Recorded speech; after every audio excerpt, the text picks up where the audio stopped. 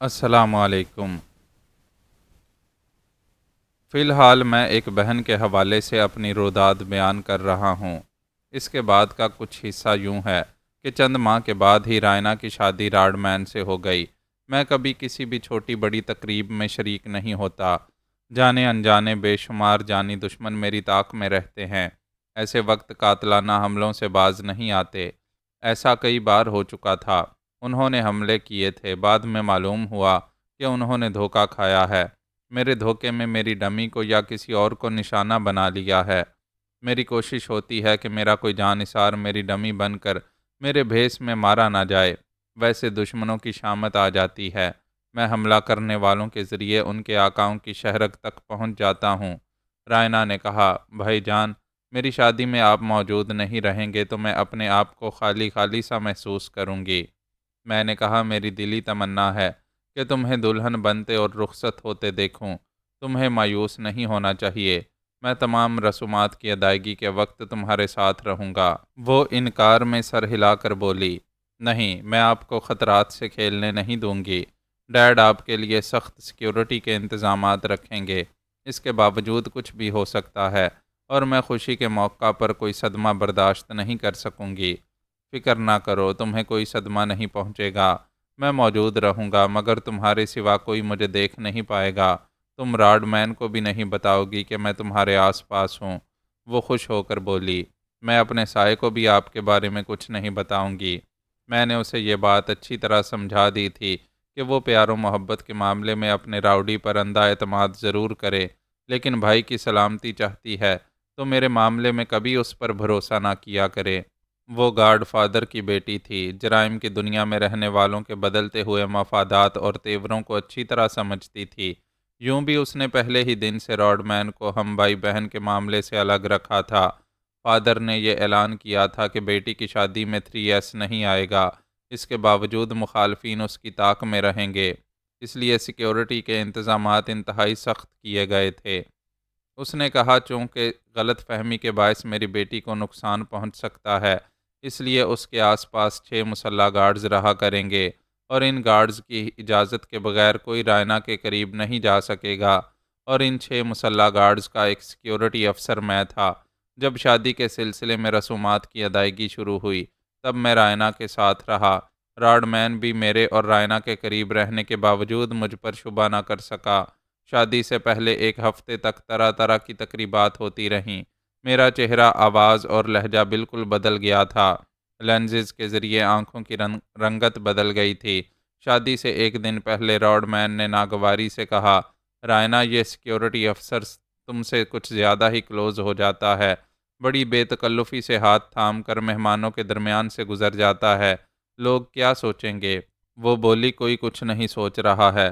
تم رقابت محسوس کر رہے ہو، جبکہ وہ افسر میرے باپ کے برابر ہے۔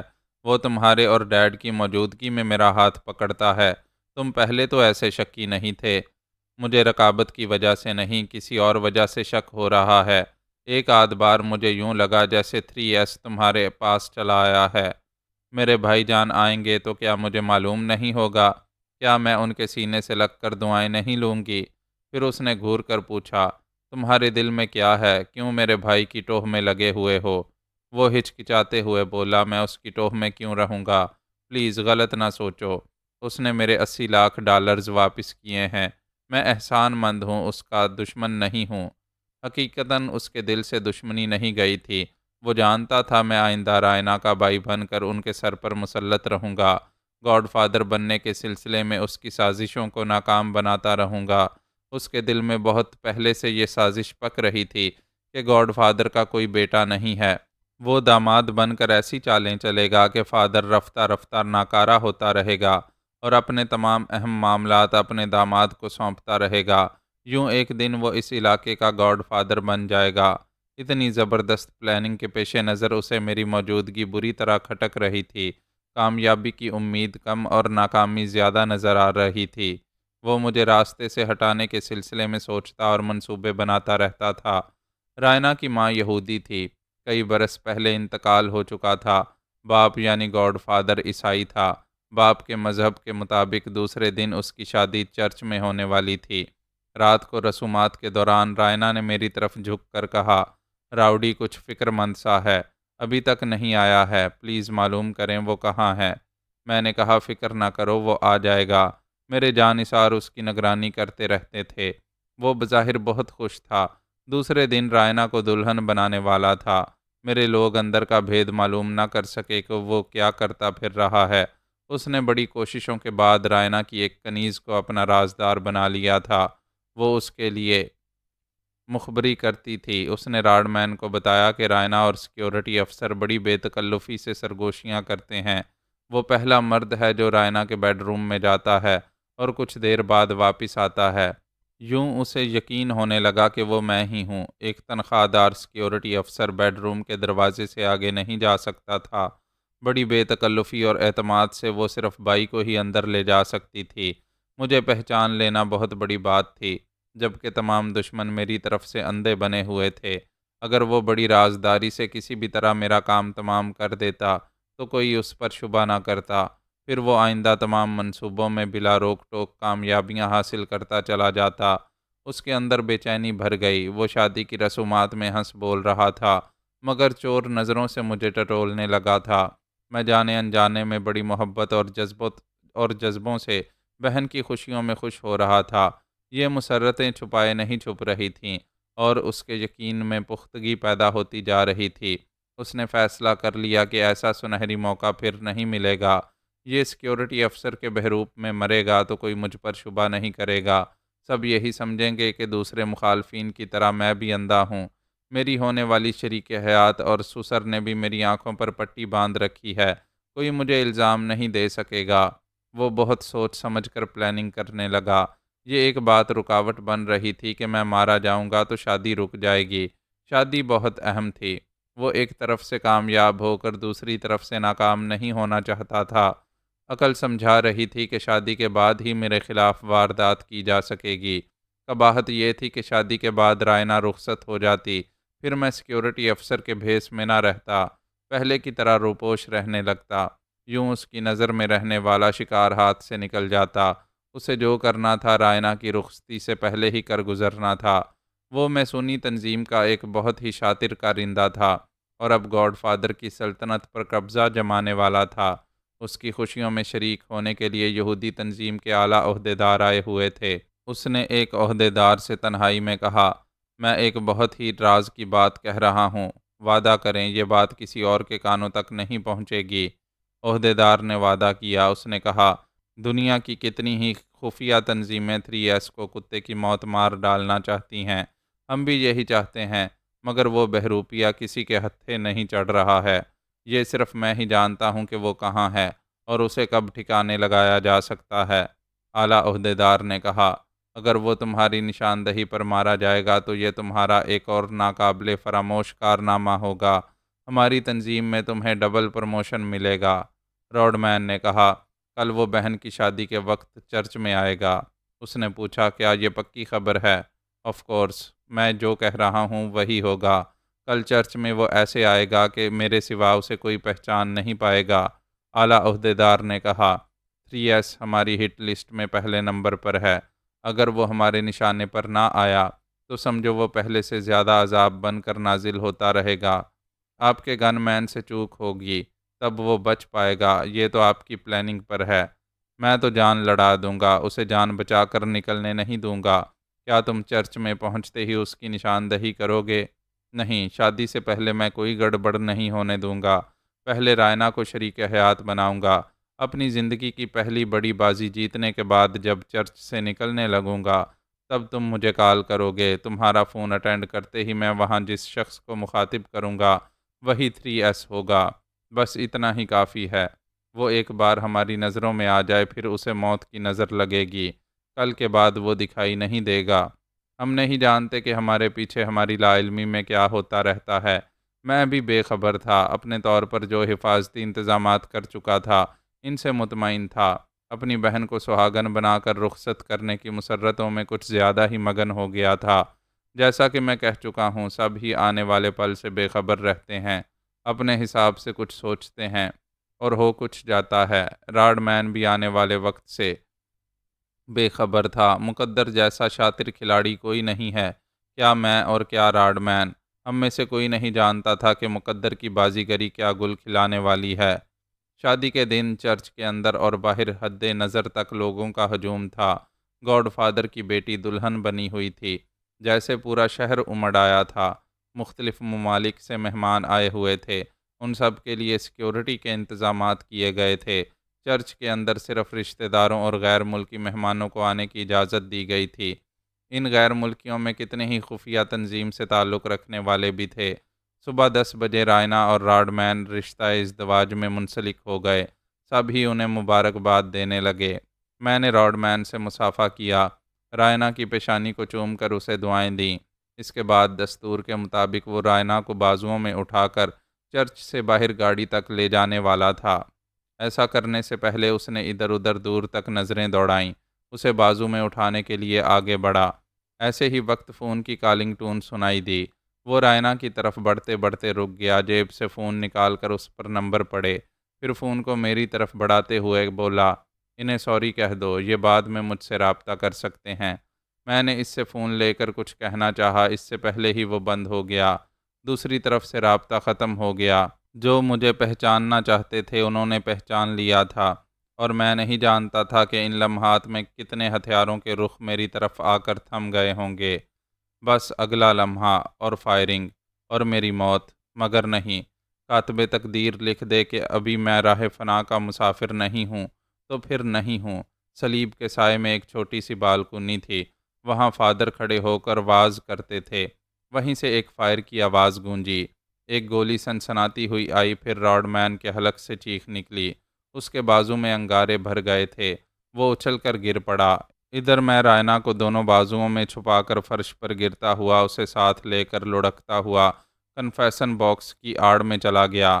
میرے جانثاروں نے اندھا دھند فائرنگ شروع کر دی، مگر یہ خیال رکھا کہ کسی کو جانی نقصان نہ پہنچے۔ وہ صرف حملہ آوروں کو رگید کر چرچ سے باہر لے جانا چاہتے تھے۔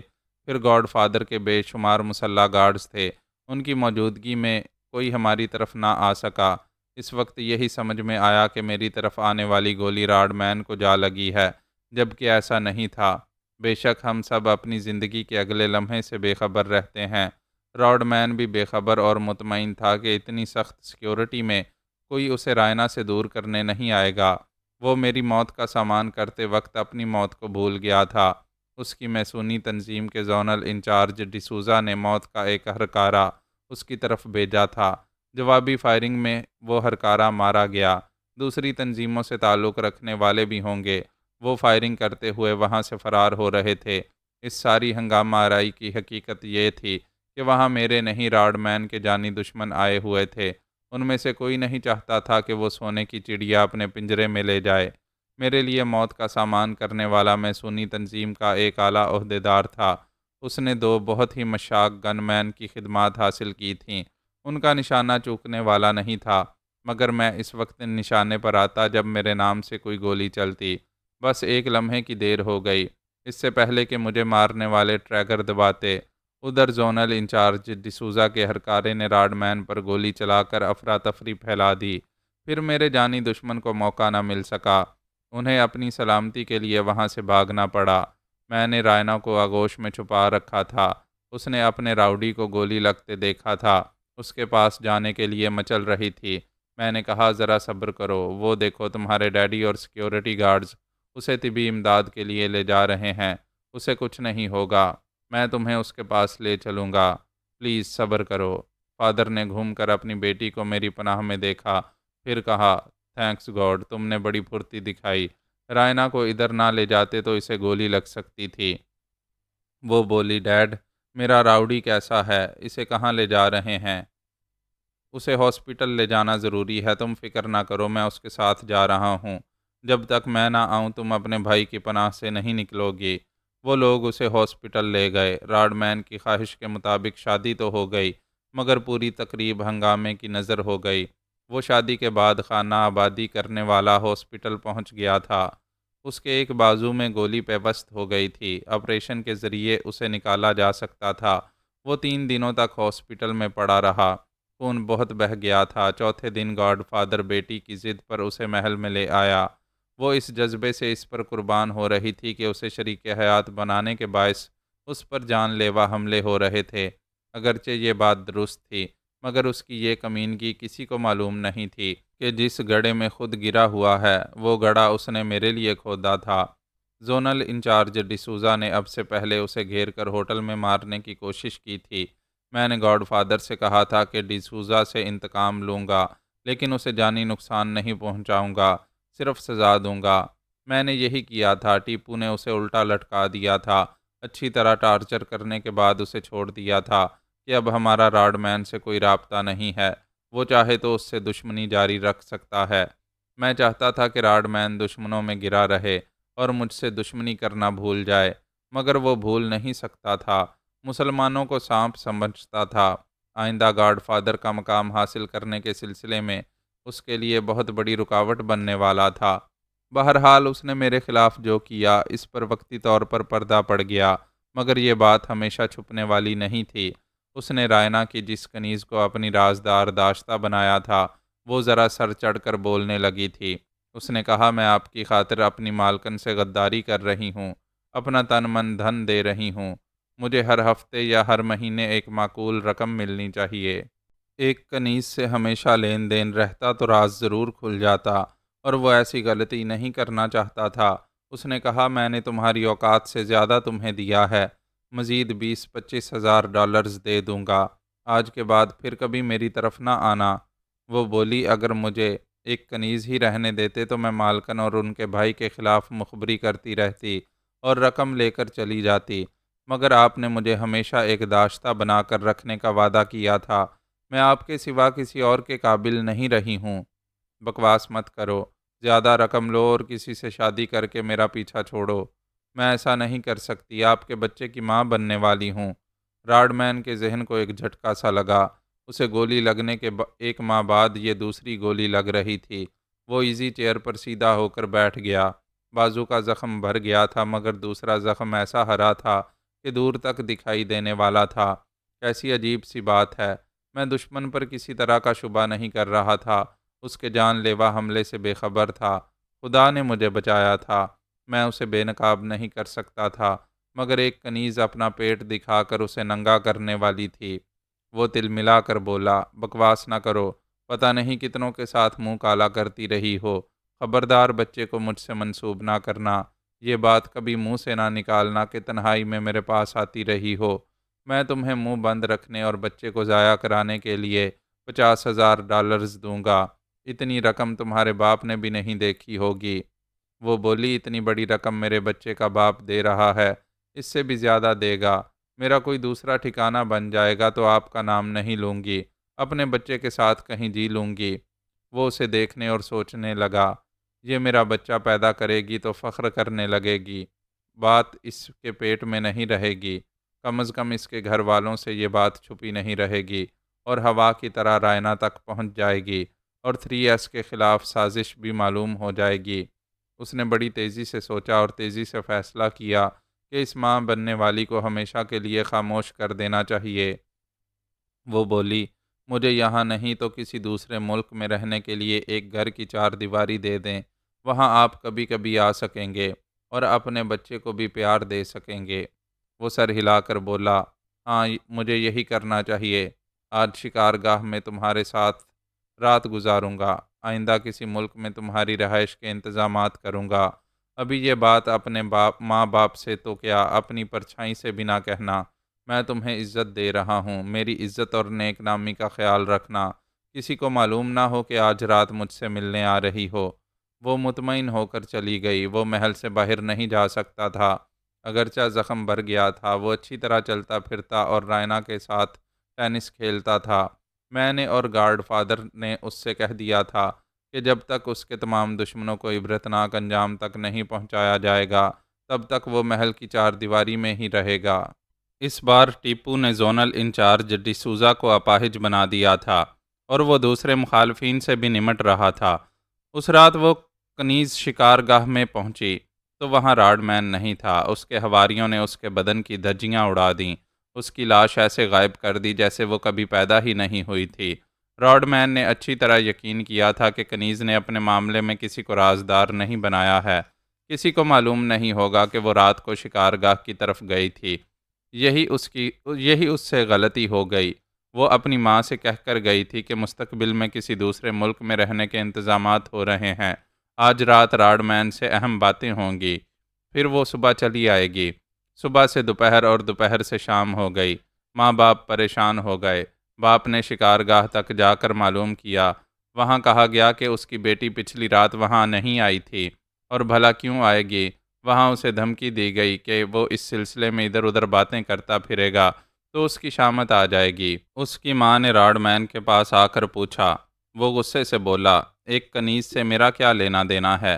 میں کیا جانوں وہ کس کے ساتھ منہ کالا کرتی رہی ہے اور کس کے ساتھ بھاگ گئی ہے؟ وہ اپنے آقاؤں سے بحث نہیں کر سکتی تھی اور اپنی بیٹی کی گمشدگی کا صدمہ بھی برداشت نہیں کر سکتی تھی۔ اس نے یہ باتیں رائنا تک پہنچا دیں۔ وہ اپنے راؤڈی کے خلاف ایسی کوئی بات سننے والی نہیں تھی، لیکن اس عورت نے میرا ذکر کیا کہ راڈ مین نے مجھے سیکیورٹی افسر کے روپ میں پہچان لیا تھا اور اس سلسلے میں وہ اس کی بیٹی سے مخبری کرایا کرتا تھا۔ تب رائنا صدمے سے سر پکڑ کر بیٹھ گئی۔ وہ سوچ بھی نہیں سکتی تھی کہ جس بھائی نے راڈ مین پر احسان کیا تھا، اس کے 80 لاکھ روپے واپس کیے تھے، وہ اس کی جان لینے کے لیے شادی کا دن مقرر کرے گا۔ اب وہ اس کا مجازی خدا تھا۔ اس نے اس کے پاس آ کر اسے باتیں سنائیں۔ وہ قسمیں کھا کر کہنے لگا، ایک کنیز کے سلسلے میں اسے خواہ مخواہ بدنام کیا جا رہا ہے۔ اس نے کہا، رائنا، میری اور اپنی خاندانی برتری، ہماری عظمت اور شان و شوکت کا کچھ تو خیال کرو۔ مجھے ایک کنیز سے منسوب کر کے میری توہین نہ کرو۔ جو دشمن میری جان نہ لے سکے، اب وہ مجھے بدنام کرنے کے لیے ایسے ہتھ کنڈے استعمال کر رہے ہیں تاکہ تم مجھ سے بدظن ہو جاؤ، اور میں دیکھ رہا ہوں تم ان کے جھانسے میں آ رہی ہو۔ اسے اپنا محبوب شوہر سچا اور بے گناہ لگ رہا تھا، مگر اندر ایک پھانس سی چبھنے لگی کہ ایسا کچھ ہو سکتا ہے۔ ایک معمولی کنیز کی ماں خواہ مخواہ اپنی آقا زادی کے شوہر پر اتنا بڑا الزام نہیں لگائے گی۔ وہ اس رات راؤڈی سے دور رہی۔ صبح تک بڑے جذبے سے میرے متعلق سوچتی رہی۔ اس کی لا علمی میں مجھے راڈ مین سے نقصان پہنچ سکتا ہے۔ ہم سب مجرمانہ زندگی گزارنے والے کسی بھی وقت اپنے رویے بدل سکتے ہیں۔ اس نے دل میں کہا، راؤڈی ایک بار پھر بھائی جان سے جھوٹ بول کر دھوکہ دے چکا ہے۔ کئی بار انہیں مسلمان کہہ کر نفرت کا اظہار کر چکا ہے۔ یہ بات کچھ سمجھ میں آتی ہے کہ اس نے بھائی جان کو سیکیورٹی افسر کے بحروپ میں پہچان لیا ہوگا۔ وہ کبھی کروٹیں بدلتی رہی، کبھی اٹھ کر ٹہلتی رہی۔ یہی ایک جذبہ مچلتا رہا کہ ایسے سنگین معاملے سے بھائی کو بے خبر نہیں رکھنا چاہیے۔ اس نے فون کے ذریعے مجھے مخاطب کیا اور کہا، بھائی جان، ایک بہت ہی سنگین معاملہ ہے۔ آپ وعدہ کریں کہ اگر اس معاملے میں راؤڈی خطا وار ہوگا تو آپ اپنے طور پر جو بھی کریں گے، مگر اسے جانی نقصان نہیں پہنچائیں گے۔ میں نے کہا، میں بھائی ہوں، خواہ میری جان پر بن آئے، مگر اپنی بہن کا سہاگ نہیں اجاڑوں گا۔ مجھے بتاؤ تم اتنی پریشان کیوں ہو؟ وہ مجھے بتانے لگی۔ یہ معلوم ہونے لگا کہ شادی کی تقریب کے دوران میری لا علمی میں میرے خلاف کیا ہوتا رہا ہے۔ میں نے تمام باتیں سننے کے بعد اسے تسلی دی اور کہا، تم اپنے دل پر کوئی بوجھ نہ رکھو۔ ہو سکتا ہے راڈ مین کے دشمن اسے بدنام کرنے اور تم سے دور کرنے کے لیے اسے ایک کنیز سے منسوب کر رہے ہوں۔ وہ ذرا مطمئن ہو کر بولی، آپ بہت اچھے ہیں، میرے دل کی بات کہہ رہے ہیں۔ میرا راؤڈی اتنا نہیں گرے گا، ایک کنیز کو منہ نہیں لگائے گا۔ خدا کرے اس نے آپ سے کسی طرح کی عداوت نہ کی ہو۔ میں نے بہن کے دل سے بوجھ اتار دیا، مگر میرا ذہن بوجھل ہو گیا۔ یہ یقین ہو گیا کہ راڈ مین نے مجھے سیکیورٹی افسر کے بھیس میں پہچان لیا تھا۔ اس نے چرچ میں میری موت کا سامان کیا تھا، لیکن بدقسمتی سے خود نشانہ بن گیا تھا۔ میں نے خدا کا شکر ادا کیا۔ موت بہت قریب سے اپنی آہٹ سنائے بغیر گزر گئی تھی۔ یہ میری کمبختی اور غفلت تھی کہ شادی کی تقریب میں مگن رہا اور اپنی بدقسمتی کی ہلکی سی آہٹ بھی نہ سن پایا۔ یہ سبق ملا کہ آئندہ بہن سے اندھا پیار کروں گا، مگر راڈ مین کے معاملے میں ہمیشہ آنکھیں کھلی رکھوں گا، اور جو اس نے میری لا علمی سے فائدہ اٹھانا چاہا تھا، اس کی سزا اس طرح دوں گا کہ رائنا کو خبر نہ ہو اور وہ اذیتوں میں مبتلا ہوتا رہے۔ گاڈ فادر نے ایک ماہ کے بعد سیکیورٹی کے سخت انتظامات کے ساتھ بیٹی اور داماد کو ہنی مون کے لیے سوئٹزرلینڈ جانے کی اجازت دے دی۔ میرے جانثار وہاں اس کی نگرانی کر رہے تھے، مجھے انفارم کر رہے تھے کہ وہ ہنی مون کے علاوہ اور کن معاملات میں مصروف ہے۔ وہ میسونی تنظیم کا ایک اعلیٰ عہدیدار بن چکا تھا اور ان کے ایک خفیہ اجلاس میں شریک ہونے والا تھا۔ معلوم ہوا کہ جنیوا کے ایک ہوٹل میں اجلاس ہے اور راڈمین اعلیٰ عہدیدار کی حیثیت سے پہلی بار وہاں جانے والا ہے۔ میں نے آواز اور لہجہ بدل کر اسے فون پر مخاطب کیا۔ اس نے پوچھا، تم کون ہو؟ میں نے کہا، میں لوسی کا دیوانہ ہوں۔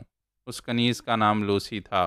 راڈمین یہ نام سنتے ہی چونک گیا، انجان بن کر بولا، کون لوسی؟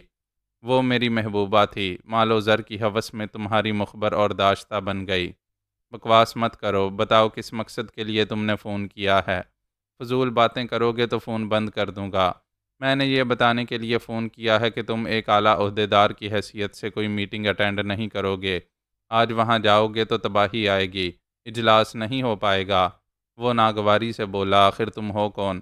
اتنی بڑی بات کس بلبوتے پر کر رہے ہو؟ میں جو کہہ رہا ہوں وہی ہوگا، میٹنگ اٹینڈ کرنے نہ جاؤ۔ میں نے رابطہ ختم کر کے تنظیم کے سربراہ کو فون پر یہی کہا کہ راڈمین اعلیٰ عہدیدار کی حیثیت سے ان کے اجلاس میں آئے گا تو وہ بہت نقصان اٹھائیں گے اور نامراد اس ہوٹل سے واپس جائیں گے۔ سربراہ نے کہا، تمہیں راڈمین سے کیا دشمنی ہے؟ اس نے میری محبوبہ کو اغوا کیا ہے۔ جب تک اسے واپس نہیں لائے گا اعلیٰ عہدیدار کی حیثیت سے کوئی میٹنگ اٹینڈ نہیں کر سکے گا۔ میں نے اس سے بھی رابطہ ختم کر دیا۔ وہ عام لوگ نہیں تھے، تمام دنیا میں اس تنظیم کی شاخیں پھیلی ہوئی تھیں۔ وہ تمام مطلوبہ ممالک میں مالی اور سیاسی مفادات حاصل کرنے کے لیے بڑے وسیع ذرائع اور اختیارات استعمال کرتے رہتے تھے۔ کسی ایک شخص کی دھمکی آمیز فون کال سے مروب نہیں ہو سکتے تھے۔ میرے ایک جانثار نے ہوٹل کے ایک ویٹر کو بھاری رشوت دی تھی۔ اس کے ذریعے کانفرنس ہال میں ایک معمولی قوت کا بم اس طرح نصب کرایا تھا کہ کسی کو جانی نقصان نہ پہنچے۔ اجلاس کے آغاز میں راڈمین کے کارناموں کی تفصیل پیش کرنے کے بعد کہا گیا کہ اسے استنبول کا زونل انچارج بنایا جا رہا ہے۔ آئندہ وہ ایک اعلیٰ عہدیدار کی حیثیت سے تمام اہم اجلاس میں شریک ہوا کرے گا۔ ایسے ہی وقت کانفرنس ہال کے ایک گوشے سے زوردار دھماکہ ہوا۔ ایک دم سے بھگدڑ مچ گئی۔ کچھ لوگ زخمی ہوئے، باقی وہاں سے بھاگتے ہوئے باہر چلے گئے۔ راڈمین زخمی نہیں ہوا مگر اس کے اعصاب ڈھیلے پڑ گئے۔ اب میری دھمکی اس کے اندر شور مچا رہی تھی۔ وہ کانفرنس ہال سے باہر آ کر گر پڑا تھا۔ اسے دوسرے زخمیوں کے ساتھ ہاسپٹل پہنچایا گیا۔ میٹنگ کے سربراہ نے پوچھا، وہ فون پر دھمکی دینے والا کون تھا؟ تم سے اس کی کیا دشمنی ہے؟ اس نے کہا، یہ انہی جانی دشمنوں میں سے کوئی ہے جنہوں نے پہلے مجھے ہوٹل میں گھیرا تھا، پھر شادی کے دن مجھ پر گولی چلائی تھی۔ سربراہ نے کہا، نہیں، یہ کوئی اور معاملہ ہے۔ وہ مجھ سے فون پر کہہ رہا تھا کہ تم نے اس کی محبوبہ کو اغوا کیا ہے۔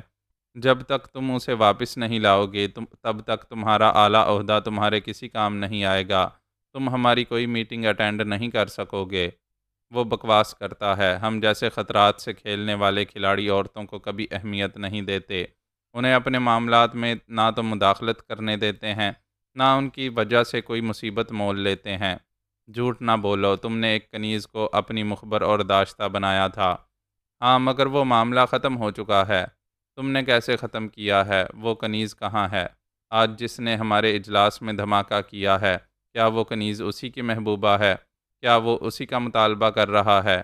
جی ہاں، وہ سراسر گڑے مردے اکھاڑنے والی بات ہے۔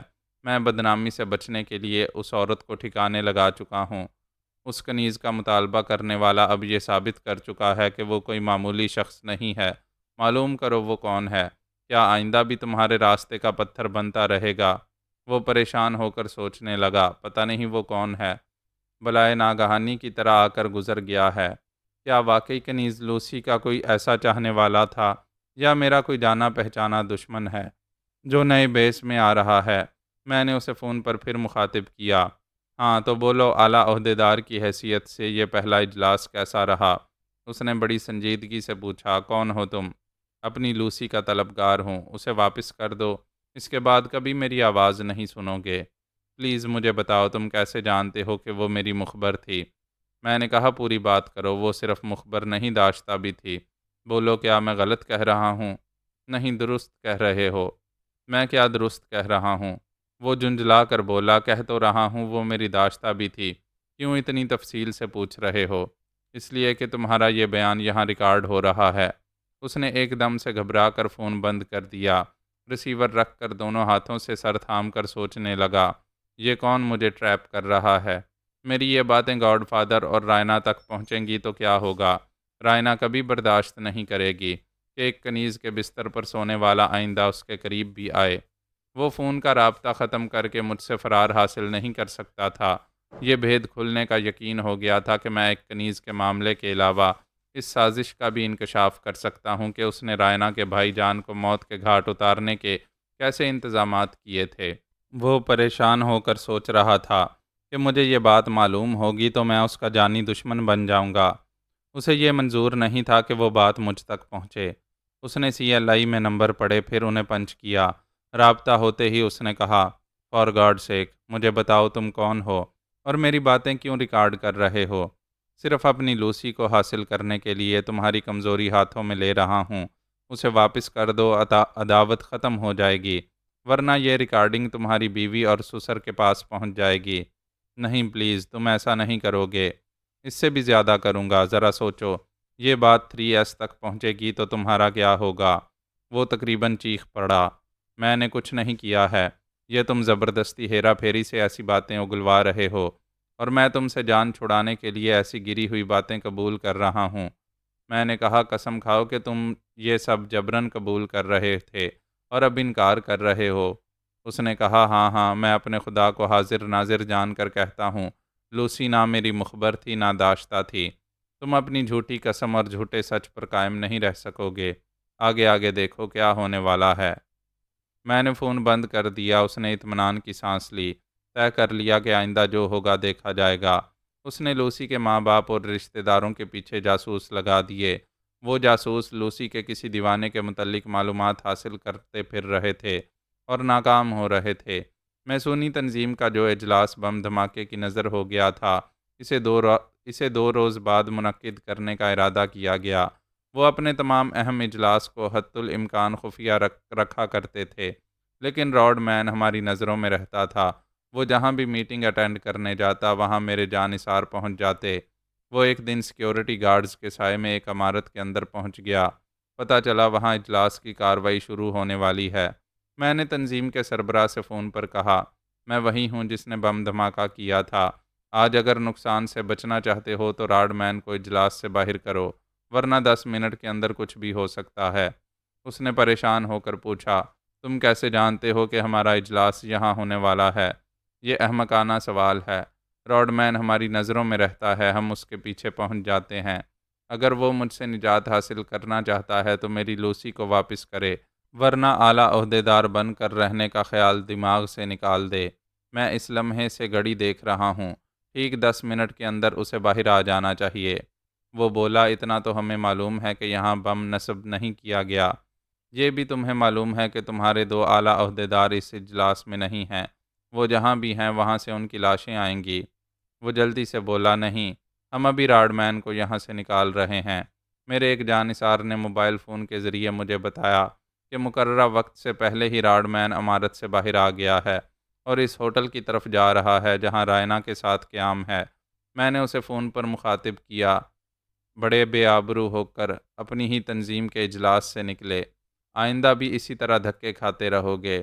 اسے اعلیٰ عہدیدار کی حیثیت سے جہاں عزت ملنے والی تھی وہاں سے نکالا گیا تھا۔ وہ اپنی توہین کے احساس سے تل ملا رہا تھا، غصہ دکھا کر اپنی بگڑی نہیں بنا سکتا تھا، ایسا مجبور اور بے بس ہو گیا تھا کہ اس کے آگے صلح صفائی کے سوا اور کوئی راستہ نہیں رہا تھا۔ اس نے بڑی بے بسی سے کہا، پلیز مجھ سے عداوت نہ کرو، کسی بھی قیمت پر سمجھوتا کر لو۔ سمجھوتے کی ایک ہی صورت ہے، یہ تحریر لکھ دو اور اپنی آواز میں بھی ریکارڈ کرو کہ تم نے لوسی کو داشتہ بنا کر رکھا اور اس سے مخبری کرائی اور یہ معلوم کیا کہ 3S ایک سیکیورٹی افسر کے بھیس میں رائنا کا محافظ بنا ہوا ہے۔ تم نے شادی کے دن 3S کو قتل کرانے کے مکمل انتظامات کیے تھے، مگر اس کی طرف جانے والی گولی تمہیں آ لگی تھی۔ یہ تو تم میری گردن پھنسانے والی بات کہہ رہے ہو۔ رائنا کے سامنے میری تحریر اور آڈیو ریکارڈنگ پہنچے گی تو وہ مجھ سے طلاق لے لے گی اور 3S میرا جانی دشمن بن جائے گا۔ میں نے کہا، تمہارا وہ اقرار نامہ اور آڈیو ریکارڈنگ میرے پاس امانت رہے گی، رائنا اور 3S کے ہاتھ نہیں لگے گی۔ تم میری کمزوری اپنے ہاتھ میں کیوں رکھنا چاہتے ہو؟ جرائم کی دنیا میں یہی ہوتا ہے۔ کیا تم دوسروں کی کمزوریوں سے نہیں کھیلتے؟ میں نے ذرا توقف سے کہا، اس دنیا میں طاقت ہے تو سب کچھ ہے، اور طاقت کا پھیلاؤ اسی طرح ہوتا ہے کہ زیادہ سے زیادہ لوگوں کی کمزوریاں اپنے ہاتھوں میں رکھی جائیں۔ اس نے کہا، ابھی موبائل فون پر بات ہو رہی ہے، میری کسی بات کو ریکارڈ نہیں کیا جا رہا ہے، اس لیے کھل کر کہہ رہا ہوں کہ 3S کی موت میری زندگی ہے۔ وہ رہے گا تو آئندہ میں کبھی گاڈ فادر کی جگہ حاصل نہیں کر سکوں گا۔ وہ میسونی تنظیم میں بھی میرے لیے رکاوٹیں پیدا کرتا رہے گا۔ میں وعدہ کرتا ہوں تمہارا تحریری اور آڈیو بیان 3S تک کبھی نہیں پہنچنے دوں گا۔ سوری، میں اپنے گلے میں پھندا ڈال کر اس کی رسی کسی دوسرے کے ہاتھوں میں نہیں دے سکتا۔ تم مجھے اعلیٰ عہدیدار بننے سے روک رہے ہو۔ میں دیکھوں گا کہ کتنے پانی میں ہو۔ جلد ہی تمہاری اصلیت معلوم کر کے یہی کروں گا جو تم میرے ساتھ کر رہے ہو، تمہارا جینا حرام کر دوں گا۔ اس نے فون بند کر دیا، اپنے بدترین حالات سے نمٹنے کا فیصلہ کر لیا۔ میں اسے مزید مشکلات میں ڈال سکتا تھا، ابھی دیکھنا یہ تھا کہ وہ میرے خلاف کیا کر سکتا ہے اور اس تنظیم میں اپنے اعلیٰ عہدے کو کس طرح برقرار رکھ سکتا ہے۔ میسونی تنظیم کے جاسوس بھی مجھے تلاش کر رہے تھے۔ دنیا کے کئی ممالک میں اپنی جڑیں مضبوط کرنے والی تنظیم یہ برداشت نہیں کر سکتی تھی کہ مجھ جیسا ایک اجنبی دشمن اس راڈ مین کے سامنے رکاوٹ بنتا رہے جو آئندہ گاڈ فادر بننے والا تھا اور پورے اٹلی میں میسونی تنظیم کی جڑیں مضبوط کرنے والا تھا۔ اگر میں ان پر ظاہر ہو جاتا تو وہ کسی بھی قیمت پر مجھ سے سمجھوتا کرنے کی کوشش بھی کرتے اور در پردہ دشمنی سے بھی باز نہ آتے۔ میں نہیں چاہتا تھا کہ رائنا کو اپنے محبوب شوہر کی کم ظرفی اور کمینگی کا پتہ چلے۔ یہ ضروری نہیں تھا کہ اسے شوہر کی کمینگی معلوم ہو۔ اس کمینے سے میں نمٹ رہا تھا، اس کے ہوش اڑا رہا تھا، اسے رفتہ رفتہ قسطوں میں مار رہا تھا۔ ہم سب ہی اپنی بدنصیبی سے بے خبر اپنے حال میں مست رہتے ہیں، بعد میں دھوکہ کھاتے ہیں۔ مجھے یقین تھا کہ میری حکمت عملی کے باعث رائنا ایک شریک حیات کی حیثیت سے کبھی دھوکہ نہیں کھائے گی۔ میں اس خود غرض اور مطلب پرست کو اس کے خلاف کبھی کوئی قدم اٹھانے کا موقع نہیں دوں گا۔ یوں دن گزرنے لگے۔ اس تنظیم کے جاسوس یہ معلوم نہ کر سکے کہ یہ میں ہی ہوں جو راڈ مین کے لیے ایک نہ ٹلنے والی مصیبت بن چکا ہوں۔ 1 برس کے بعد رائنا ماں بن گئی۔ اس نے ایک بیٹے کو جنم دیا۔ برنارڈ بینجامن نے خوش ہو کر کہا، میرے نواسے کو بھرپور تربیت دی جائے گی، یہ میری جگہ لے گا اور یہاں کا گاڈ فادر کہلائے گا۔ راڈ مین اتنی مدت تک انتظار کرنے والا نہیں تھا۔ بیٹا جوان ہو کر 20 برس کے بعد نانا کی جگہ سنبھال سکتا تھا، جبکہ وہ اپنے سسر کو ابھی سے ناکارہ بنا کر یا کسی طرح ٹھکانے لگا کر گاڈ فادر بننے کی پلاننگ کر چکا تھا، اور اس پلاننگ پر عمل کرنے کے سلسلے میں مجھے سب سے بڑی رکاوٹ سمجھ رہا تھا۔ کسی ایسے موقع کے انتظار میں تھا کہ میری آنکھوں میں دھول جھونک کر یا مجھے ہمیشہ کے لیے راستے سے ہٹا کر اپنا مقصد حاصل کر لے۔ وقت تیزی سے گزرتا جا رہا تھا۔ اس نے اگلے 20 برسوں میں کئی بار مجھ سے جان لیوا دشمنی کی اور ناکام رہا۔ اس طویل عرصے کے دوران میں نے ڈھیل دی تھی۔ اسے اپنی تنظیم میں اعلیٰ عہدیدار کی حیثیت سے کارکردگی دکھانے کی چھوٹ دے دی تھی۔ جب فادر طبی عمر گزار کر موت کی نیند سو گیا، تب نامان راڈ 18 برس کا ہو چکا تھا، یعنی 2 برس کے بعد 20 برس کا ہونے والا تھا، اور اسی وقت اسے دستور کے مطابق گاڈ فادر بنایا جا سکتا تھا، یعنی اگلے 2 برسوں تک کسی کو قائم مقام گاڈ فادر کی ذمہ داریاں سونپنی تھیں۔ راڈ مین کا خیال تھا کہ عارضی طور پر اسے یہ موقع دیا جائے گا، لیکن برنارڈ بینجامن نے مرنے سے پہلے وصیت لکھی تھی، اس کے مطابق مجھے یہ ذمہ داریاں سونپ دی گئیں۔ برنارڈ نادان نہیں تھا، یہ سمجھتا تھا کہ اپنے یہودی داماد پر بھروسہ نہیں کرنا چاہیے۔ اس نے اپنے مزاج کے مطابق اپنے نواسے کو تربیت دی تھی۔ نامان راڈ اپنے نانا اور مجھ سے متاثر تھا۔ باپ سے اتنا ہی لگاؤ تھا کہ بیٹے کی حیثیت سے اس کا احترام کرتا تھا۔ میں جب سے رائنا کی زندگی میں بھائی بن کر آیا تھا، تب سے راڈ مین کامیابیاں کم اور ناکامیاں زیادہ دیکھتا آ رہا تھا۔ وہ بڑے بڑے کارنامے انجام دیتا ہوا میسونی تنظیم کا سربراہ بن گیا تھا، مگر میری وجہ سے نہ کبھی رائنا پر حاوی ہو سکا اور نہ گاڈ فادر بن پایا۔ ان حالات کے پیش نظر اندازہ لگایا جا سکتا ہے کہ وہ میرے خلاف کس طرح سلگتا رہتا ہوگا۔ میں نے اس سے کہا، تم دیکھ رہے ہو ہم نے تمہارے بیٹے کو اپنے مزاج کے مطابق ڈھالا ہے، وہ تمہارے حوالے سے یہودی ہے، مگر 2 برس بعد ایک گاڈ فادر کی حیثیت سے یہودی تنظیم کا حصہ نہیں بنے گا، اور نہ میں بننے دوں گا۔ اس کے نانا نے بھی اچھی طرح سمجھا دیا ہے کہ صرف اپنے علاقے میں اپنے مفادات کے لیے کام کرنا ہے۔ یہاں یہودی پاؤں پھیلائیں گے تو ایک گاڈ فادر کی شخصیت سکڑ کر رہ جائے گی۔ راڈ مین اور میسونی تنظیم کے سامنے یہی ایک راستہ تھا کہ کسی بھی طرح نامان راڈ کو اپنے رنگ میں رنگ کر نظریات اور مفادات کے مطابق اسے اپنا حامی بنا لیں۔ اس مقصد کے لیے وہ ایک محبت کرنے والے باپ کی طرح اچانک ہی اپنے بیٹے سے بہت قریب ہو گیا۔ اس کے ساتھ زیادہ سے زیادہ وقت گزارتے ہوئے اسے دادا پر دادا کے کارنامے سنانے لگا اور یہودیت کی فتح و کامرانی کے تاریخی حقائق سے قائل کرنے کی کوشش کرنے لگا۔ وہ نامان کے ساتھ کئی ماہ تک سر کھپاتا رہا۔ بیٹا 19 برس کا ہو گیا۔ آئندہ 1 برس کے بعد میں اسے ایک گاڈ فادر کی ذمہ داریاں سونپی جانے والی تھیں۔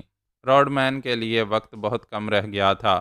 اسے بیٹے کی حمایت حاصل کر کے اس سے متحد ہو کر بڑے اہم معاملات سے نمٹنا تھا، مگر نامان اس سے محبت کرنے، اس کی عزت کرنے کے باوجود ہتھے نہیں چڑھ رہا تھا۔ وہ رائنا کو ماما اور مجھے انکل کہا کرتا تھا۔ اس نے باپ سے کہا، ڈیڈ، ماما میری نانی کی طرف سے یہودی اور نانا کی طرف سے عیسائی ہیں، اور انکل کی محبت میں اسلام کی طرف مائل ہیں۔ میری مما اور انکل 3 مذاہب کے درمیان بڑی محبت اور اعتماد سے ایسی زندگی گزار رہے ہیں جو ہم سب کو انسان دوستی کا سبق دیتی ہے۔ راڈ مین نے کہا، 2 انسان 2 مذاہب کے لوگ کبھی برابر نہیں ہو پاتے، ایک دوسرے سے برتری کیے بغیر نمایاں مقام حاصل نہیں کر پاتے۔ مجھے گاڈ فادر کی حیثیت سے نمایاں مقام حاصل ہونے والا ہے۔ میرے انکل 3S ناقابل شکست ہیں، اور کس طرح نمایاں ہیں یہ آپ جانتے ہیں۔ آپ ترکی میں میسونی تنظیم کے سربراہ ہیں۔ ہم سب کو اپنی اپنی جگہ کارکردگی دکھانی چاہیے۔ پلیز آپ اپنی تنظیم کا ایجنڈا مجھے نہ سمجھائیں، میرے علاقے میں اس پر عمل نہیں کیا جا سکے گا۔ نامان کی 2 ٹوک باتوں نے سمجھا دیا کہ میں نے اور گاڈ فادر نے اسے جو تربیت دی ہے وہ اٹل ہے، اس کے دل و دماغ پر نقش ہو چکی ہے۔ اسے میسونی تنظیم کا کٹھ پتلی گاڈ فادر نہیں بنایا جا سکے گا۔ تب وہ لوگ ایک انتہائی قدم اٹھانے کے لیے ایک خفیہ اجلاس میں سر جوڑ کر بیٹھ گئے۔ برنارڈ تو مر چکا تھا، صرف میں ان کے لیے سب سے بڑی رکاوٹ تھا۔ ایک اعلیٰ عہدیدار نے کہا، کسی بھی طرح 3S کو خاک میں ملایا جائے، پھر شاید نامان اپنے باپ کے زیر اثر آ سکے گا۔ راڈ مین نے کہا، میں اپنے بیٹے کے ساتھ دن رات رہ کر دیکھ لیا ہے۔ وہ میرا لہو ہے، مگر اس کی رگوں میں اس کا نانا اور 3S لہو کی طرح دوڑتے رہتے ہیں۔ اگر ہم 3S کو کسی طرح ختم کریں گے تب بھی نامان میرے زیر اثر نہیں آئے گا۔ 3S کی موت اسے اور رائنا کو مشتعل کر دے گی۔ وہ ماں بیٹا مجھ سے بدظن ہو جائیں گے۔ ایک عہدیدار نے کہا، طریقہ کار یہ ہے کہ تم عارضی طور پر میسونی تنظیم سے نکل جاؤ، وہاں بیوی اور بیٹے کے ساتھ رہو۔ یہ یقین دلاؤ کہ بیٹے کو ایک گاڈ فادر کی حیثیت سے مستحکم کرتے رہنے کے لیے اس کے ساتھ رہو گے، اور کبھی ہماری تنظیم کے مفادات کی بات نہیں کرو گے۔ اس نے پوچھا، اس طرح کیا حاصل ہوگا؟ اس نے جواب دیا، 1 ماہ بعد تمہارے بیٹے کی 19ویں سالگرہ منائی جائے گی۔ اتنی بڑی تقریب میں 3S ضرور آئے گا۔ تم معلوم کر سکو گے کہ وہ کس بھیس میں رائنا اور نامان کے پاس آتا جاتا ہے۔ ہم دھوکہ کھائے بغیر پوری طرح یقین کرنے کے بعد اسے ٹھکانے لگائیں گے۔ ایسے وقت کوئی تم پر شبہ نہیں کرے گا۔ وہ قائل ہو کر بولا، اچھی تدبیر ہے، میں کل ہی تنظیم سے الگ ہو کر بیوی اور بیٹے کے پاس چلا جاؤں گا۔ ایک عہدیدار نے کہا، 3S کے ختم ہونے کے بعد بھی ہم پوری طرح اپنے مقاصد حاصل نہیں کر سکیں گے۔ مکمل کامیابی کے لیے تمہیں ایک بہت بڑی قربانی دینی پڑے گی۔ میں اپنے مذہب اور اپنی قوم کی خاطر جان بھی دے سکتا ہوں۔ تمہیں اپنی نہیں بیٹے کی جان سے کھیلنا ہوگا۔ اس نے ایک دم سے چونک کر تمام اعلیٰ عہدیداروں کو دیکھا۔ ایک نے کہا، 3S کی موت کے بعد بھی تمہارا بیٹا ہماری کٹھ پتلی گاڈ فادر بن کر نہیں رہے گا۔ اچھی طرح غور کرو اور سمجھو، رائنا اپنے بھائی اور بیٹے سے محروم ہونے کے بعد صرف تم پر ہی تکیہ کرے گی، تمہیں ہی اپنے باپ کی جگہ گاڈ فادر بنانے کی حمایت کرے گی۔ ایسے وقت کوئی بڑی مخالفت تمہارا راستہ روکنے نہیں آئے گی۔ اسے ابتدا سے ہی بیٹے کی نافرمانی مایوس کرتی رہی تھی۔ نامان سے زیادہ لگاؤ نہیں تھا۔ ایک امید تھی کہ اپنا لہو ہے، کبھی تو باپ کی طرف لوٹ کر آئے گا۔ نا امیدی کہہ رہی تھی کہ صرف نام کا بیٹا رہ گیا ہے۔ آئندہ کسی کام نہ آنے والے رشتوں میں کوئی کشش نہیں رہ جاتی، وہ محض مٹی دھول رہ جاتے ہیں۔ جنہیں صرف رونتے ہوئے گزرنا چاہیے۔ یہ انسانی تاریخ کی سچائی ہے کہ برتری، اقتدار اور حکمرانی کے لیے بھائی بھائی کو، بیٹا باپ کو اور باپ بیٹے کو موت کے گھاٹ اتارتا چلا آیا ہے۔ راڈ مین بھی ایسی ہی تاریخ کا ایک حصہ بن گیا۔ ایک مستحکم پلاننگ پر عمل کرنے کے لیے میں سنی تنظیم سے علیحدگی اختیار کر کے بیوی اور بیٹے کے ساتھ رہنے چلا آیا۔ اس نے قسمیں کھا کر یقین دلایا کہ میں سنی تنظیم سے اس کا کوئی تعلق نہیں رہا ہے۔ میرے جاسوسوں نے معلومات حاصل کیں تو یہ معلوم ہوا کہ وہ رائنا اور نعمان کے ساتھ زندگی گزارنے کے لیے پچھلے تمام تعلقات توڑ آیا ہے۔ وہ ترکی کی میسونی تنظیم کا سربراہ تھا، کوئی معمولی عہدیدار نہیں تھا۔ یہ بات میرے حلق میں نہیں اتر رہی تھی کہ وہ اتنے بڑے عہدے کو ٹھکرا کر چلا آئے گا۔ وہ بظاہر بیوی اور بیٹے کو متاثر کرنے کے لیے خود کو ایک سچے شوہر اور اچھے باپ کے طور پر پیش کر رہا تھا۔ میں نے اس کی تعریف کی اور کہا، اگر تم میری بہن اور بھانجے سے اسی طرح مخلص رہو گے تو میں کبھی کسی معاملے میں تمہاری مخالفت نہیں کروں گا۔ اس نے کہا، آنے والا وقت بتائے گا کہ میں تمہاری بہن سے کس قدر سچی محبت کرتا ہوں۔ اپنے بیٹے کو ایک کامیاب گاڈ فادر بنانے کے سلسلے میں دن رات محنت کرتا رہوں گا تو تم میرے خلوص کو اور نیک نیتی کو تسلیم کر لو گے۔ میں تم سے یہی امید رکھوں گا۔ آخر باپ ہو، بیٹے کو اپنی ذات سے بھی اونچا اور نمایاں رکھنا چاہو گے۔ نعمان کی سالگرہ کا جشن ایک بہت ہی وسیع و عریض گارڈن میں منانے کا اہتمام کیا گیا۔ وہ 19 برس کا ہو چکا تھا۔ اگلے 1 برس کے بعد اسے گاڈ فادر بنانے کے سلسلے میں تاج پوشی ہونے والی تھی۔ گارڈن میں حد نظر تک ہریالی، گھنے درخت اور رنگ برنگے پھول کھلے ہوئے تھے۔ دنیا کے مختلف ممالک سے VIP سطح کے مہمان آئے ہوئے تھے۔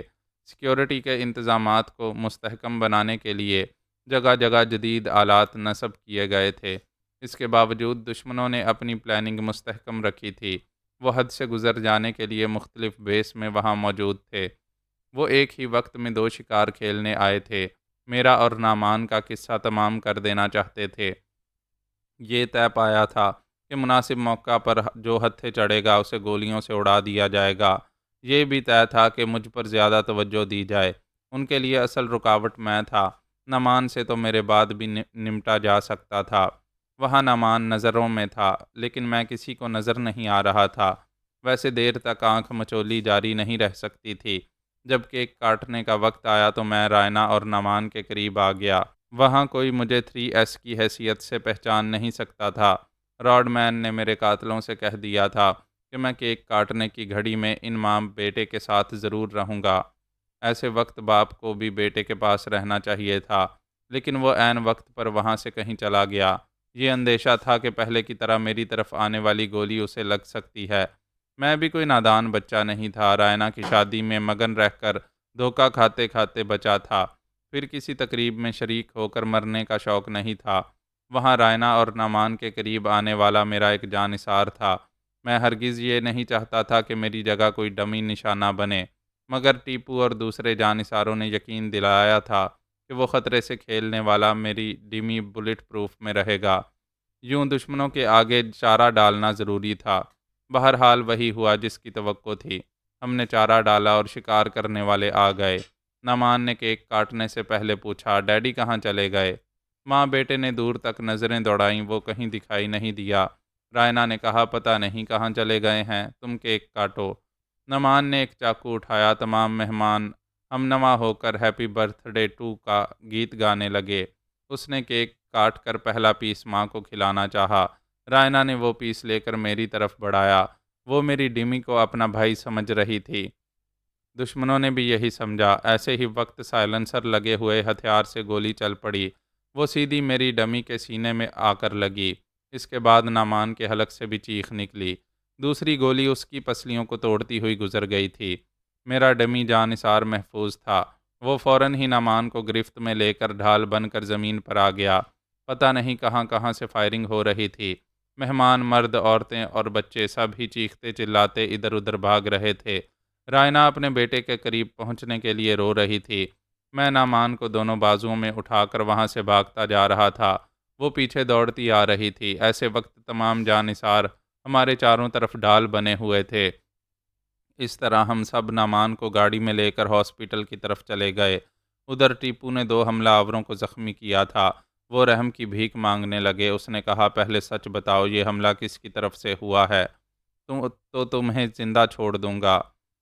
وہ ہچکچاتے ہوئے اپنے دوسرے ساتھی کو دیکھنے لگا، پھر بولا، ہم کرائے کے قاتل ہیں۔ کام لینے والے بہت ہی پراسرار ہیں، ہم نے ان کی صورتیں نہیں دیکھی ہیں۔ صاف اندازہ ہو گیا کہ وہ جھوٹ بول رہا تھا۔ ٹیپو نے اسے گولی مار کر دوسرے سے کہا، میں صرف کام آنے والے کے کام آؤں گا، بولو کیا تم بھی مرنا چاہتے ہو؟ وہ جلدی سے بولا، مجھے نہ مارو، ہم میسونی تنظیم کے کارندے ہیں، راڈ مین کی پلاننگ کے مطابق یہاں آئے ہیں۔ اس نے حکم دیا، چلو اٹھو اور راڈ مین کو تلاش کرو، اس کے پاس جا کر خوشخبری سناؤ کہ 3S مر چکا ہے۔ وہ بولا، مجھے 3S کو نہیں، نعمان کو نشانہ بنانے کا حکم دیا گیا تھا۔ ٹیپو نے حیرانی سے پوچھا، کیا باپ نے بیٹے کو گولی مارنے کا حکم دیا تھا؟ ہاں، وہ میسونی تنظیم سے الگ نہیں ہے، اب بھی ہمارا سربراہ ہے۔ وہ زخمی تکلیف سے کراہتا ہوا وہاں سے جانے لگا۔ ٹیپو دور رہ کر اس کا تعاقب کرتا رہا۔ راڈ مین گارڈن کے دفتری کمرے میں تھا۔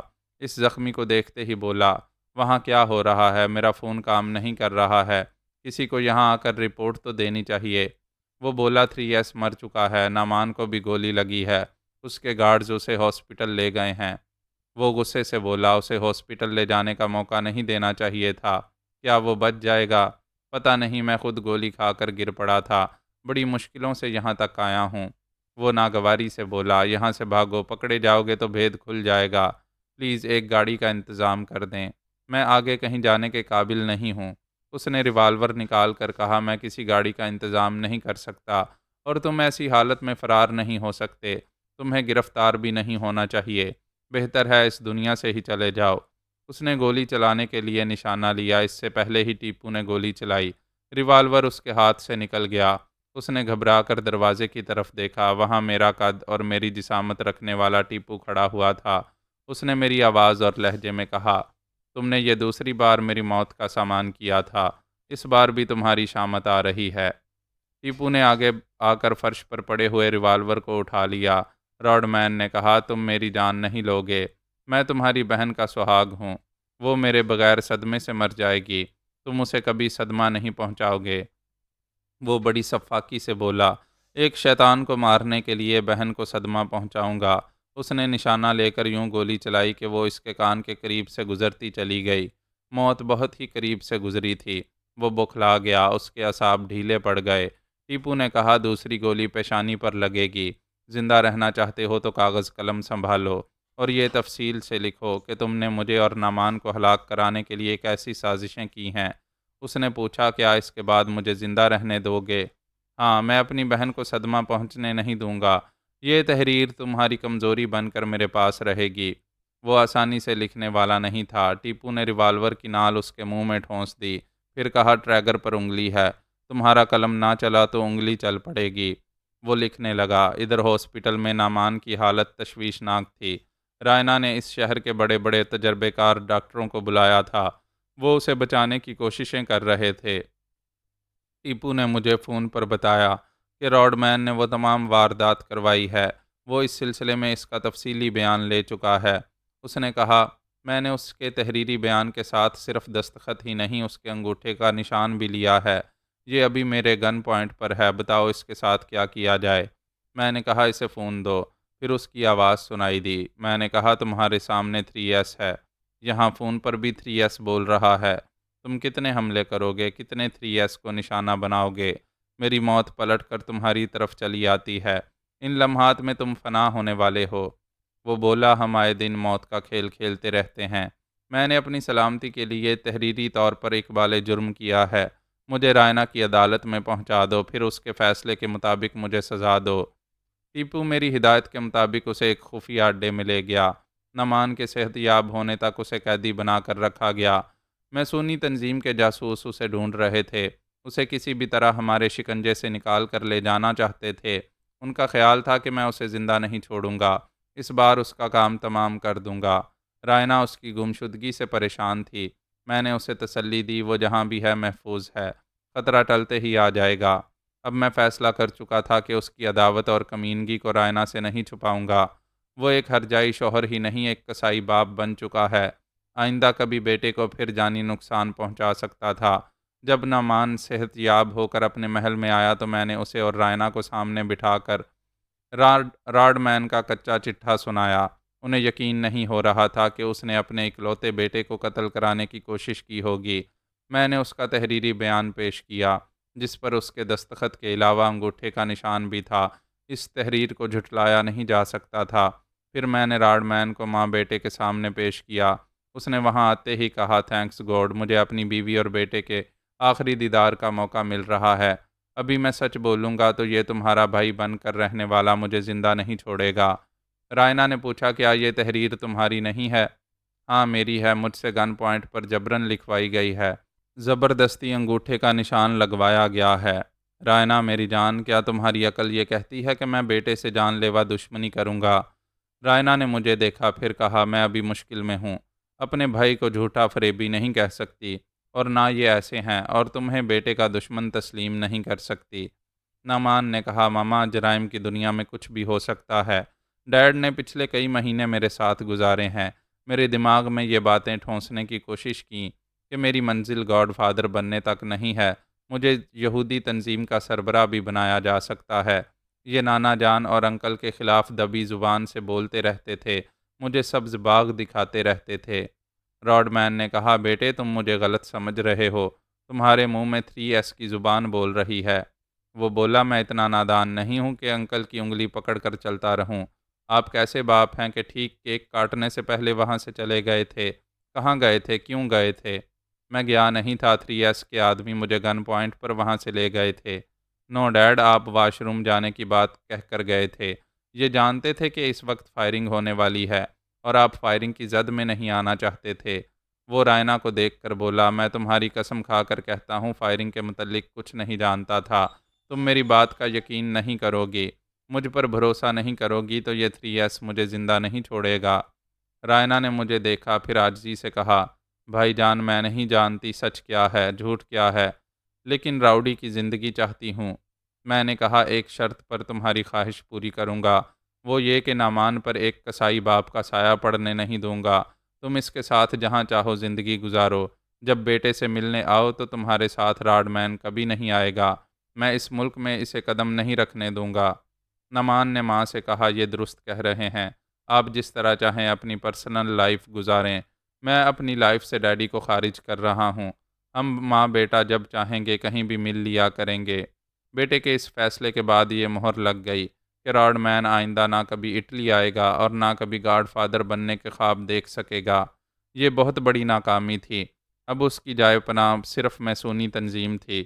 وہ پھر وہاں کا سربراہ بن گیا تھا۔ اسے بہت وسیع ذرائع اور اختیارات حاصل تھے۔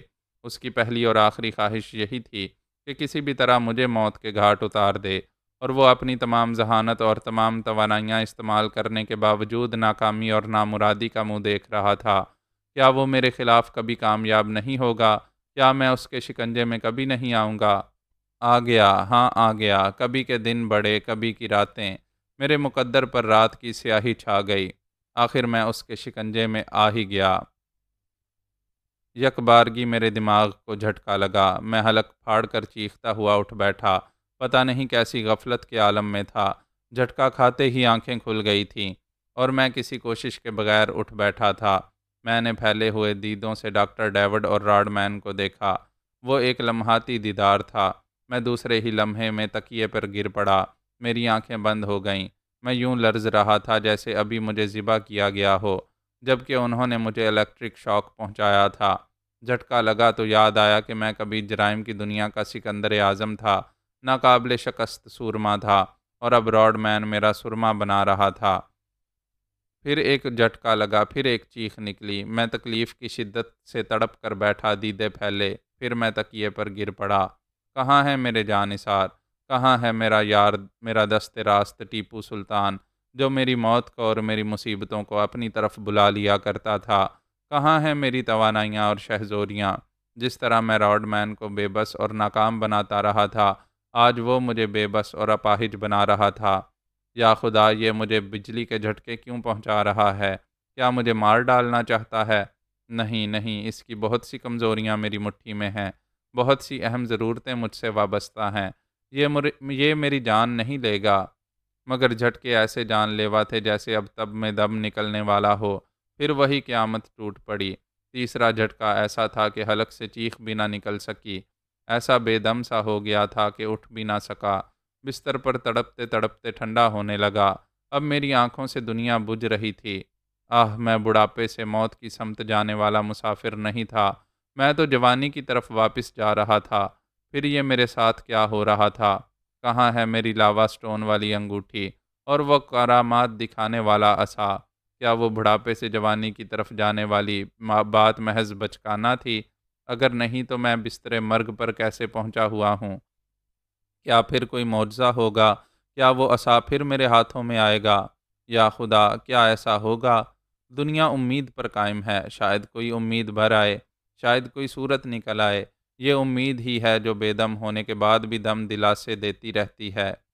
زندگی کی کوئی سی بھی بازی ہارتے رہو، اپنے اندر سے ایک دھیما دھیما سا بجھا بجھا سا حوصلہ ملتا ہے کہ اگلے لمحے حالات سنبھل جائیں گے اور شاید ہم ہاری ہوئی بازی جیت لیں گے۔ مجھے بھی یہی امید تھی کہ وہ لاوا انگوٹھی اور عصا میری ملکیت ہیں، میرے لیے ہیں، وہ دونوں چیزیں مجھے پھر ملیں گی۔ نہ جانے کب ملیں گی۔ اس بار تو مجھے ایسا الیکٹرک شاک پہنچایا گیا تھا کہ میں چیخنے کے قابل بھی نہیں رہا تھا۔ پہلے تو ایسے لگا جیسے قیامت آ گئی اور زمین آسمان ایک دوسرے سے ٹکرا گئے ہیں۔ مجھ پر جیسے کوئی پہاڑ آ گرا تھا۔ میں تڑپنے کے قابل بھی نہیں رہا تھا۔ ماہیے بے آب کی طرح ایک ذرا سا پھڑپھڑا کر بالکل ساکت ہو گیا۔ میں جیسے مر چکا تھا۔ بجلی کا جھٹکا لگتے ہی میرے دیدے پھیل گئے تھے، پھر آنکھیں رفتہ رفتہ بند ہو گئی تھیں۔ راڈ مین اور ڈاکٹر ڈیوڈ نے پریشان ہو کر ایک دوسرے کو دیکھا۔ ان کی سمجھ میں بھی یہی آیا کہ میں ختم ہو چکا ہوں۔ وہ اسٹیتھوسکوپ کے ذریعے میرے دل کی دھڑکنوں کو سننے کی کوشش کر رہا تھا، نبض ٹٹول رہا تھا۔ راڈ مین نے پریشان ہو کر پوچھا، ڈاکٹر، کہیں یہ مر تو نہیں گیا؟ اس نے سر اٹھا کر کہا، کچھ ایسا ہی لگ رہا ہے۔ میں اسے شوق دینا نہیں چاہتا تھا، تمہارے اصرار پر ایسا کیا ہے۔ تم نے کہا تھا ہلکا سا جھٹکا پہنچایا جائے گا تو اسے بھولی ہوئی باتیں یاد آ سکیں گی، یہ سننے یا کچھ بولنے کے قابل ہو سکے گا۔ میں نے یہ بھی کہا تھا کہ یہ دماغی طور پر مفلوج بھی ہو سکتا ہے یا پھر اس کی موت بھی واقع ہو سکتی ہے، ہمیں خطرہ مول لینا ہوگا۔ راڈ مین نے کہا، بے شک میں نے خطرہ مول لینے کو کہا تھا، اور میں کر بھی کیا سکتا ہوں؟ اتنے دنوں سے انتظار کر رہا ہوں، یہ کمبخت نہ سنتا ہے نہ بولتا ہے، آخر اس کی زبان کھلوانے کے لیے کچھ تو کرنا ہی تھا۔ وہ ڈاکٹر کے شانے پر ہاتھ رکھتے ہوئے بولا، پلیز کچھ کرو، اسے مرنے نہ دو۔ ڈاکٹر ڈیوڈ نے جواب نہیں دیا، بڑی توجہ سے میرا معائنہ کرنے لگا۔ راڈ مین نے پوچھا، یہ زندہ تو ہے نا؟ وہ بولا، بدن تو گرم ہے، میں سننے کی کوشش کر رہا ہوں، دھڑکنیں کبھی کبھی ملتی ہیں پھر گم ہو جاتی ہیں۔ وہ وہاں سے پلٹ کر دواؤں کے پاس آیا، پھر ایک انجیکشن تیار کرنے لگا۔ میرے ساتھ عجیب مذاق ہو رہا تھا۔ وہ میری جان کے دشمن تھے اور میری جان بچانے کی کوششیں بھی کر رہے تھے۔ پچھلی بار میں نے دیکھا جب دشمنوں نے مجھے چاروں طرف سے گھیر لیا تھا اور آپس میں لڑ رہے تھے، مر رہے تھے، ایسے میں مجھے میری کھوئی ہوئی لاوا انگوٹھی ایک گڑھے میں پڑی ہوئی ملی تھی۔ تب مجھے یقین ہوا تھا کہ میری بیماری اور کمزوری دور ہو گئی ہے اور مجھے زندہ رہنے کے لیے توانائی ملے گی۔ پھر ایسے ہی وقت ایک بزرگ نے آ کر وہ عصا میرے ہاتھوں میں تھما دیا تھا۔ وہ دن ہے اور آج کا دن، جب تک یہ چیزیں میرے پاس رہتی ہیں تب تک مجھے بھرپور توانائیوں کے ساتھ زندہ رہنے کی ضمانت ملتی رہتی ہے۔ وہ ڈاکٹر مجھے زندگی کی طرف واپس لانے کے لیے ایک انجیکشن تیار کر رہا تھا۔ ایسے وقت نہ میرے پاس لاوا انگوٹھی تھی، نہ ہی عصا تھا۔ کیا ان کے بغیر وہ ڈاکٹر مجھے زندگی کی طرف واپس لا سکے گا؟ میرا عقیدہ ہے جب تک یہ دونوں چیزیں مجھ سے دور رہیں گی تب تک میری شامت آتی رہے گی۔ اگر یہ ضائع نہیں ہوں گی، دنیا کے کسی بھی حصے میں موجود رہیں گی، تو تقدیر پھر انہیں میرے پاس لائے گی، اور جب تک نہیں لا پائے گی تب تک میں مر مر کر جیتا رہوں گا۔ میں زندگی کی آخری سانسوں تک پہنچ گیا ہوں، موت کی دہلیز پر آ چکا ہوں، اس کے باوجود میری زندگی اور موت کا فیصلہ نہیں ہو پا رہا ہے۔ وہ ڈاکٹر اور دشمن مجھے مارنا چاہیں گے، نہیں مار سکیں گے۔ زندگی کی طرف واپس لانا چاہیں گے تو اپنی مرضی سے نہیں لا سکیں گے۔ میں اسی طرح اپنے بدترین حالات سے گزرتا رہوں گا اور تڑپ تڑپ کر زندگی کی طرف واپس آتا رہوں گا، اور یہ تب تک ہوتا رہے گا جب تک وہ لاوا انگوٹھی اور عصا میرے ہاتھوں میں نہیں آئیں گے۔ وہ اس دنیا کے کسی حصے میں کہیں ہیں، انہیں کسی نے ضائع نہیں کیا، اسی لیے میں جیسے بھی جی رہا ہوں آخر جی رہا ہوں۔ اب میں ان دو اہم چیزوں کی طرف آ رہا ہوں، آخر وہ کہاں ہیں؟ میں نے بحری جہاز میں لاوا انگوٹھی کو نینی کے پاس رہنے دیا تھا۔ یہ خیال تھا کہ ہم دونوں ہی بحری جہاز میں ہم سفر ہیں، اگرچہ ایک دوسرے سے دور ہیں مگر لندن تک ساتھ رہے گا۔ اس طرح نینی کے ذریعے وہ انگوٹھی میرے قریب ہی رہے گی۔ بحری جہاز میں جو ہنگامے ہوئے ان کے نتیجے میں نینی کو سمندر میں پھینک دیا گیا تھا۔ میں یہی سمجھا کہ وہ ڈوب کر مر چکی ہے۔ پھر میں نے ریلنگ کے پاس آ کر دیکھا تو وہ ڈوبنے سے بچ گئی تھی، جہاز کے عرشے سے نیچے سیفٹی بوٹ پر آ کر گری تھی۔ میرا عصا بھی اسی کے پاس اسی بوٹ پر پڑا ہوا تھا۔ بس وہیں آخری بار میں نے عصا کو اس کے پاس دیکھا تھا۔ اس کے بعد ہی گولیوں کی زد میں آ گیا تھا۔ میرے پیچھے سے اور دائیں بائیں سے فائرنگ ہو رہی تھی، گولیاں میرے جسم میں پیوست ہو رہی تھیں۔ اس کے ساتھ ہی میرا ذہن تاریکیوں میں ڈوبتا چلا گیا تھا۔ ان تاریکیوں میں نینی میری انگوٹھی اور عصا کے ساتھ کہیں گم ہو چکی تھی۔ کہاں ہو نینی؟ وہ اور کہاں ہوگی؟ میں نے آخری بار اسے بحری جہاز کے پاس ہی دیکھا تھا۔